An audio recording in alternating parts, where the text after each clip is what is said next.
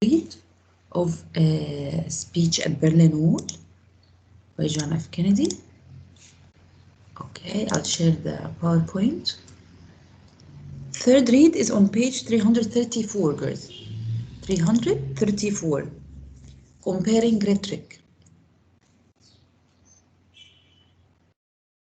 Do you remember what is rhetoric? Rhetoric is to persuade, convince. Here is it. Okay.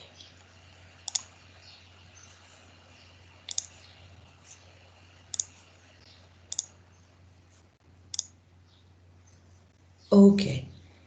Question number 1.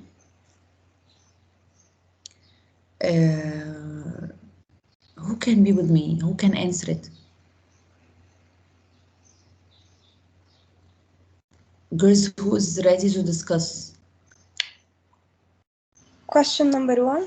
Yes, Dima. Can I read it? Yes, please, and discuss it with me. Yes. What physical or societal barriers to freedom and equality exist today? Name one problem and one solution. Can we say in North Korea? Yes, great. They can't go out and they can't do anything they want.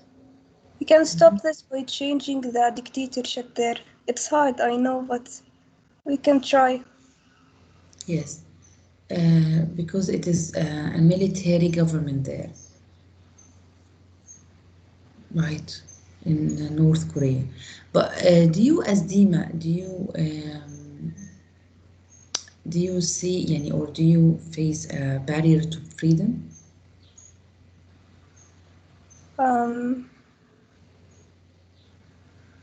I don't think so. Okay. Any other girl? Thank you, Dima. Any other girl wants to share her answer?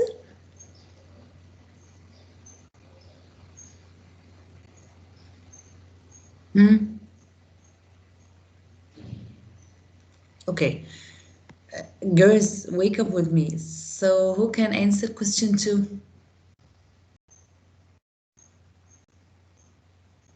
Grade 11. Yes, teacher. Who can answer question 2? Miss, what means pathos? It's up to you, yani answers will vary. It's up to you. Miss, which problem? I don't understand the question. The problem that you choose, that Dima said in North Korea. Miss, I didn't understand what happened in North Korea. In North Korea, you can pick another problem, dear. You can pick another barrier. Miss, we can describe what is happening in North Korea by using pathos and saying that it is unfair what is happening to other humans there. Yes, Lujain, right? Yes. Excellent, Lujain. Continue, dear. If you use pathos, yes, so you'll talk about what? The emotions. How can we emotions? Excellent. And humanity? Yes. Human rights?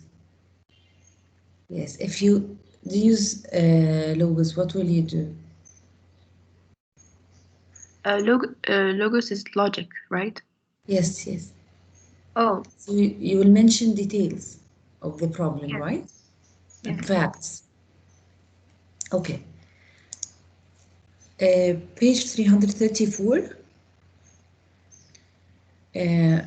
Comparing rhetoric. He wrote for you in 334 Lean Matter.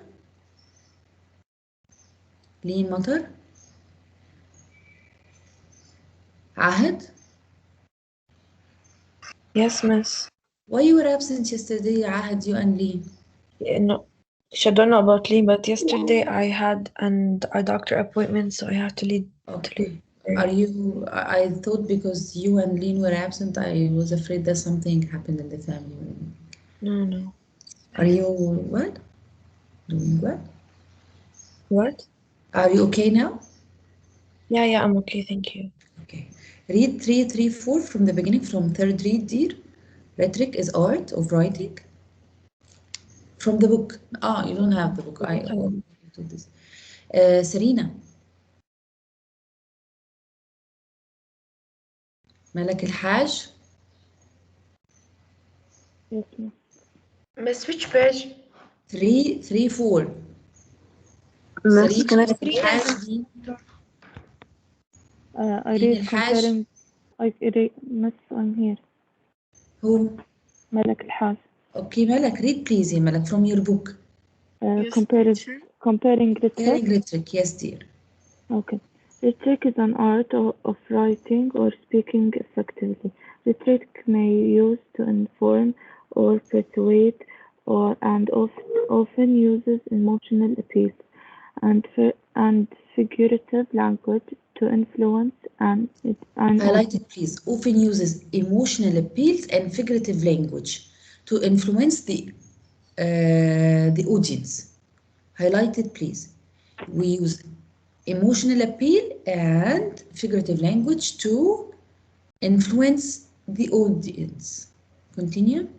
Objective with a partner. Take turn reading the text on paragraph one at a time. Use your read. Pay attention to how each speaker applies to your emotion. Point out language that is specific, effective, or persuasive. Yes, so now we will reread because the speech of John F. Kennedy and the speech of the president of Ronald Reagan at Brandenburg Gate, both of the speeches are what? Are persuasive speech. All speeches are persuasive by them. They want to convince the audience to do something. So they used pathos and they used figurative language. So I want you to look at the two speeches and give me the pathos and give me the figurative language with examples, okay? Okay, continue reading. You can read from the PowerPoint, ya Malak, or you can read from the book. Pathos. Pathos is a form of rhetoric that applies to emotion. Speakers and writers use pathos to persuade audience members to accept their point of view. Often they're using figurative language to evoke emotion. Review that the following chart of some types of figurative language that writers and speakers may use to evoke pathos. Yes, so look, here in the figurative language is metaphor, simile, personification, hyperbole, sensory language, anaphora. Okay, he brought it for you, he wrote it for you in your book. Metaphor is what to compare to, you have two things, but they are not alike, and you say one thing is another. One thing is another. You do not use as or like. You say, for example, her tomato cheeks means that her face is like tomato. Her face is like tomato is simile because I used like. Her face is like tomato. But when I say her tomato face, I say that her face is tomato. So comparison that points out how two very different things are similar. One thing is said to be another. Her tiger spirit. Okay. Then if I use as or like, it is simile. Her spirit is like the tigers. So here metaphor, not use as or like. Yes, dear. I know you called me, but I wasn't here. I was in the bathroom. Okay. Simile is a comparison using like or as. Then I have the personification. Personification is when I give an inhuman object, I give it human qualities. Okay, when I give human qualities like the car smiled at me, or the sky smiled at me, the sun gave me a brilliant smile, for example. Personification is to give an object qualities of human. Then I have hyperbole. Hyperbole is exaggeration of the event. To emphasize it, exaggeration. I have hundreds of homeworks. Hyperbole. Then sensory language, when I use the 5 senses to describe the scene. Sensory language, okay, we took it before, the auditory, Okay, the visual. Okay, remember the sensory language, guys? The feeling, Yes. the taste, okay, the smell. Then anaphora is repeating a sequence of words, often at the beginning of the sentence. Anaphora is usually used in speech. Usually used in speech. Like I have a dream in Martin Luther's King. Okay. Here, he said for you that the figurative language, but soft, what light through yonder window breaks. It is the east and Juliet is the sun. Here, it is a part of Romeo and Juliet by Shakespeare. Okay, but soft, what light through yonder window breaks. It is the east and Juliet is the sun. So he said Juliet is the sun. Juliet is the sun. It means that this is a metaphor. Simile, I found him under a tree, like a dropped aqua, like. The personification, the leaves shivered. Shivered is when a person shivers from cold. The leaves shivered and clung stubbornly to the branches as the first snow of winter began falling. Hyperbole is exaggeration, as we said. I'm so tired that I could sleep for a year. Of course, I'm asleep for a year. I am exaggerating the event. Sensory language, the brilliant colors of monarch butterfly filled the sky as they began the migratory journey with the flapping of hundreds of wings. Anaphora, John F. Kennedy said, what we need in the United States is not division. What we need is the United States is not hatred. What we need in the United States is not violence and lawlessness. Of course, where is the repeated part? Where is the repeated phrase? What we need in the United States. Okay, now the following chart contains excerpts from both speeches. You'll get me the figure of speech and then explain its effect or the emotions it evokes. Complete the final row on your own by identifying one figure of speech from either of the excerpts and explaining its effect on the audience. So we'll take one by one, okay? Now, okay, he gave you the first one. 2,000 years ago, the proudest boast was Civitas Romans sum. Remember John F. Kennedy's speech? He started it by saying 2,000 years ago, the proudest boast was the person who was very proud of himself. He was a Roman one. He says, I am Roman, I am a Roman. And now I want to say, ich bin ein Berliner, and I am a Berliner. So he did what here? Today in the word of freedom, the proudest boast. Proudest boast, of course, it's hyperbole because it's not. He says, he exaggerates the meaning of I am Berlin, a Berliner. He is exaggerating it. Why? Kennedy stresses the pride felt by residents of Berlin to contrast it to his criticism of communism and the Berlin Wall. He also captures his audience by praising them because he is talking to Berliners. So he says the proudest boast is I am Berliner. So we come to number 2. Nancy?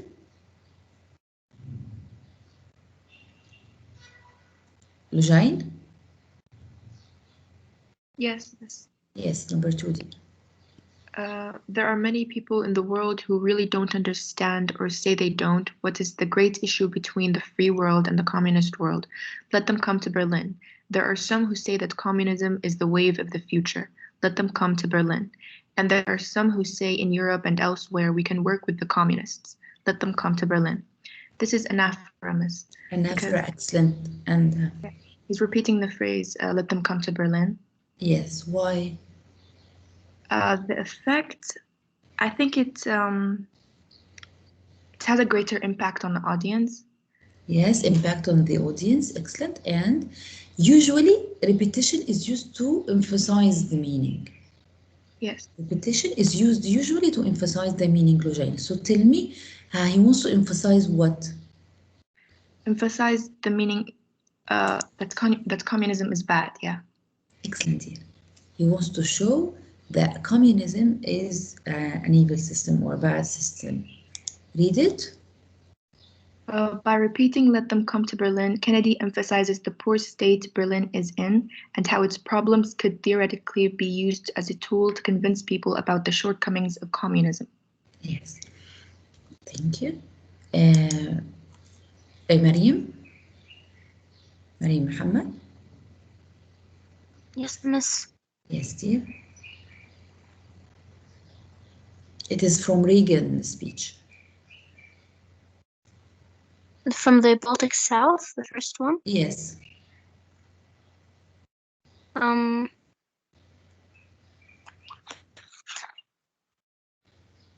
it, dear. It is in front of you with PowerPoint. Yes. I was searching for the answer. Okay. From the Baltic South, those barriers cut across Germany in a gash of barbed wire, concrete dog runs, and guard towers.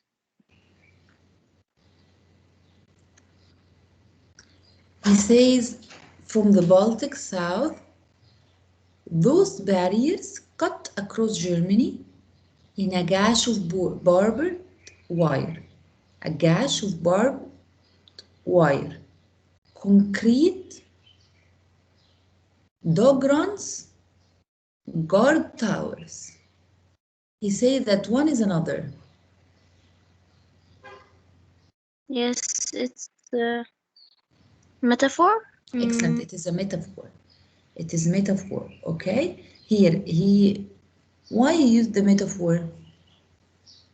Because he's talking about the barrier like it's a human. He's giving it a human personality and attributes, Of course. things So like that. it is metaphor, and what else? Personification. Personification. Excellent. Continue, Mariam. So why he used personification and figurative and metaphor? Why would he use them? To do what? To show how maybe scary the situation is and Excellent. to make it intense. Excellent. To intensify it, to show. Excellent, dear. So the figurative language of the speech here is personification and metaphor. And here, read it. Reagan makes the barrier in question seem more brutal by giving them human attributes. It could be seen as metaphor. The barbed wire is a knife that gashes through the country. Yes, dear. Thank you. Malika? Yes, miss.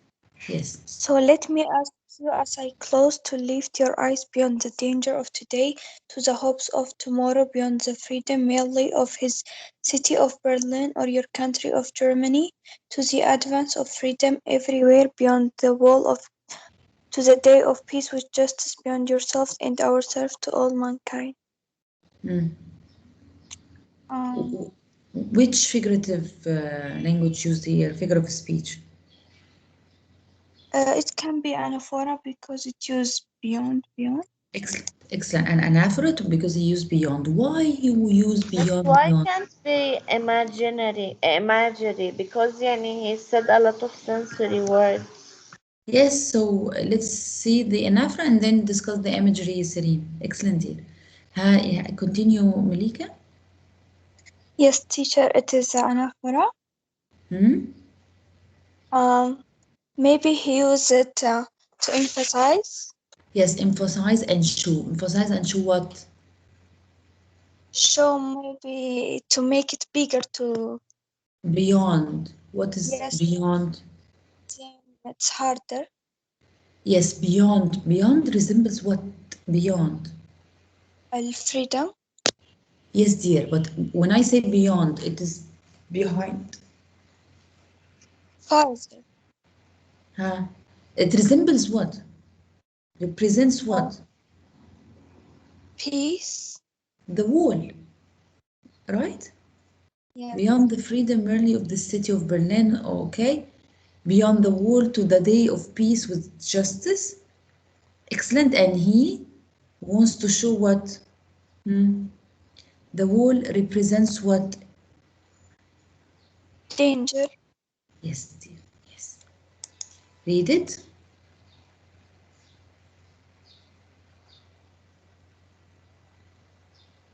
from the slideshow, Malik. Yes. Region builds momentum using repetition. He uses anaphora, repeating the word beyond, to persuade people to see what the war represents in the grand scheme of history. Yes. Okay, the last one is Serena. Yes, teacher. You said you want to discuss imagery here. Yes. Is there anything you feel or you see or Yes, you it touch? says to lift your close and lift eyes and imagine. So يعني he used it to show us يعني he used it to show us that يعني as if we live inside the event to understand more. Yes. Okay. Mariam Shaghdali, are you here?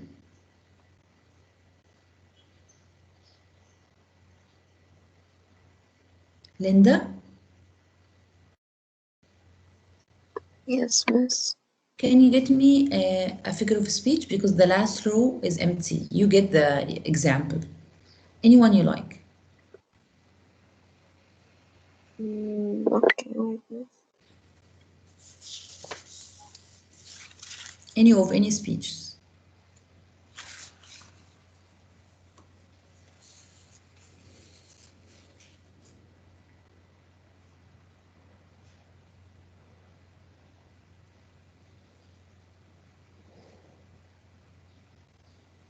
Miss, I can't find any. Of any speech? No.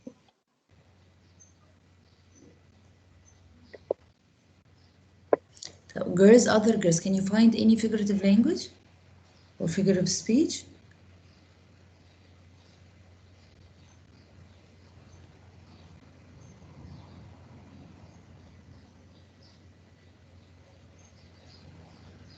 Okay, so I'll show you the example and you think of which figure of speech is this. It is in Reagan's speech, Linda, when he said, so we must maintain defense of unassailable strength. It is an example of what?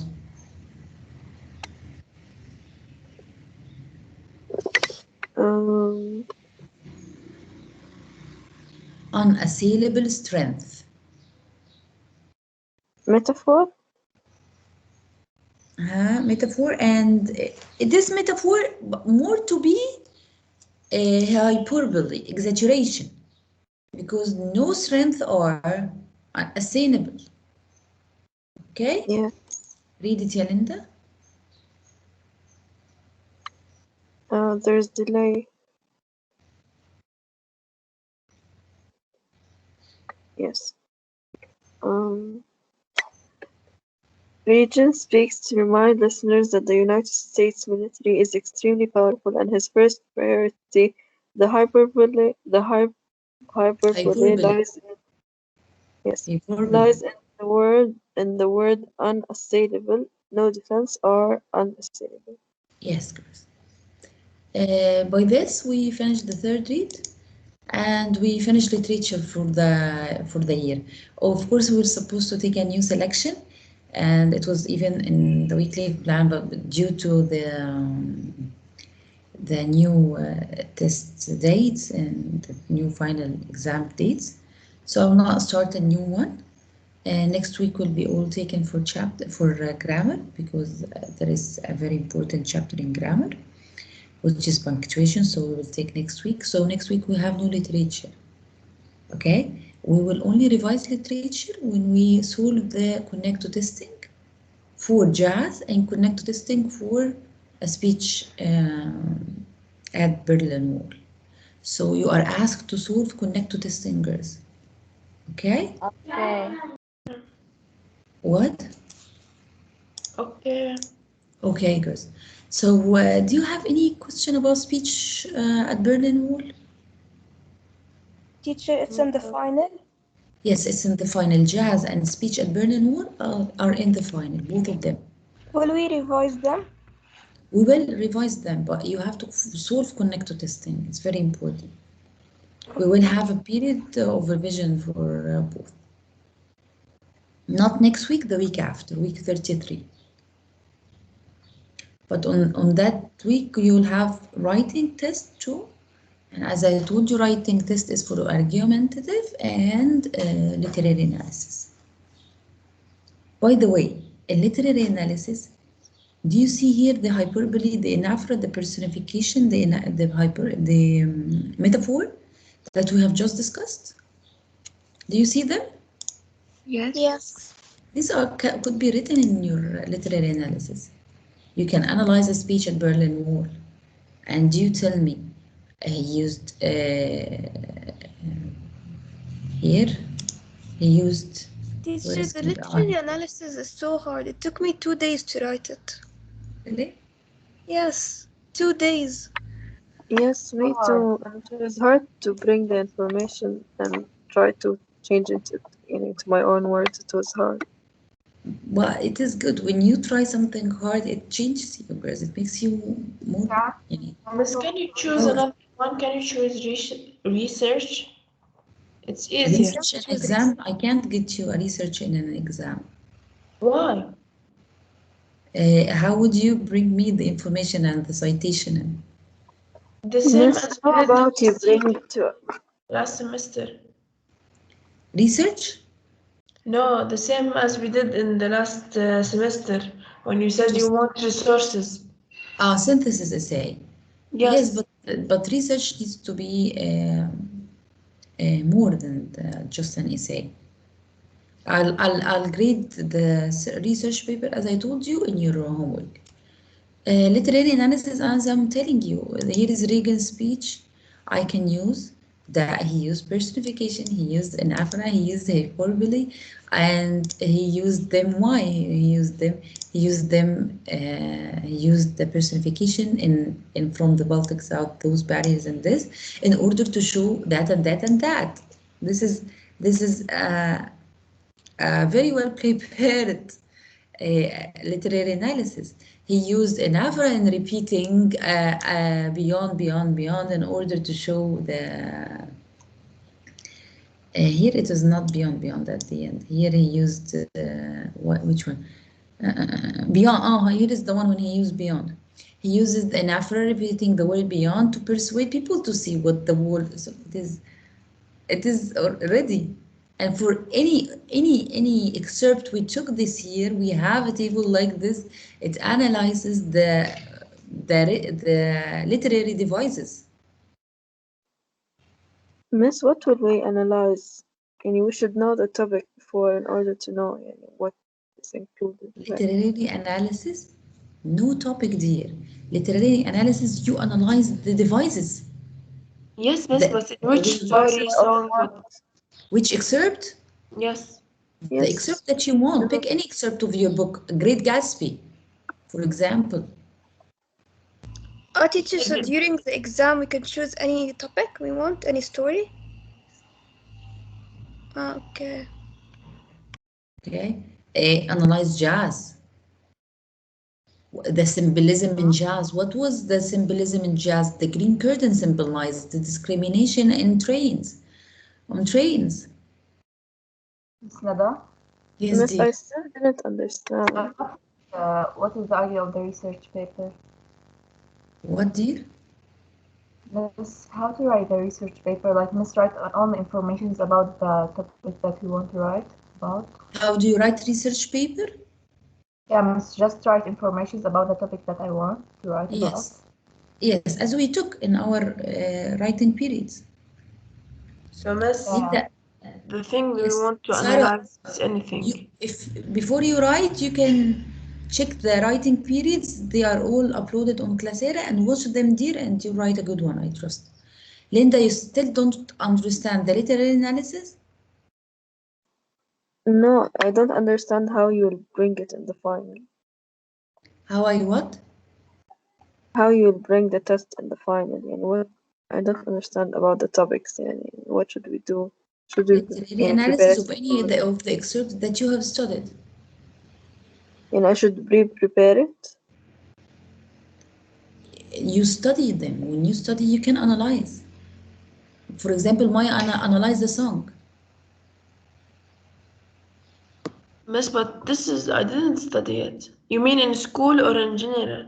No, I mean this year at school. But what I mean, I want to say that it is easy to get the symbolism, to get the anaphora, as long as you have studied it in your literature for your literature exam. Don't you discuss these, and don't you study these before the exam, girls?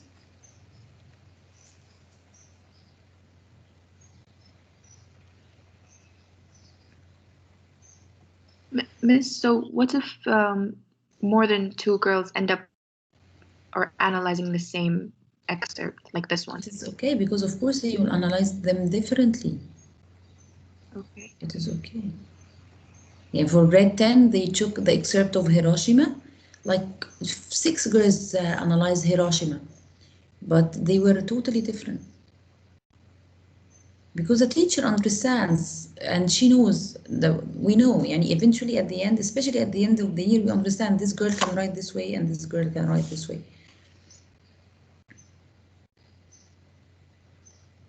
Okay?